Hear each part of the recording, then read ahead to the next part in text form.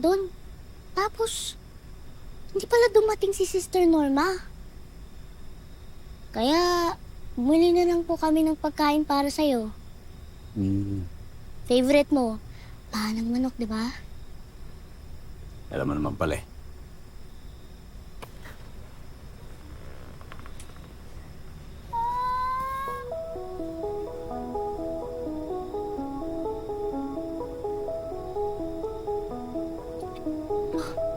Naglakad yung paha sa bibig ko.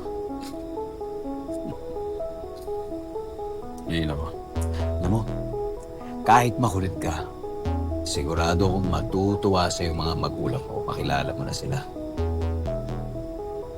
Ano ko po? Yung din po sabi nung Miss Martina kanina. Pero, parang peke pagkakasabi niya. Alam mo? Nandun din si Tita Audrey. Nakamusta ka nga niya eh. Bakit di na lang kayo mag-usap? At magbalikan na. Yang, masyado ng komplikado sitwasyon namin. Ewan ko ba? Kung tatanda na talaga akong binata. O ina-destiny ko. Ito naman po ako, Master. Kahit kunin po ako ng mga magulang ko, pupuntahan rin po kita.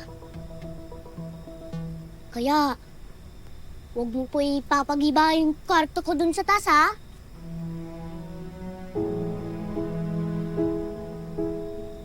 Yang,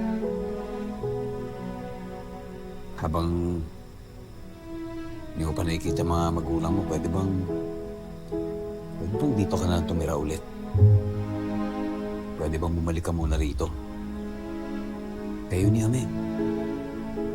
Balik na muna kayo rito. Papag-isipan ko. Bakit?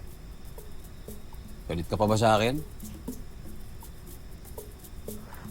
Etos lang. Ako po, magagalit sa inyo? Tawagin ko po kayo. Forever na yon. Taka.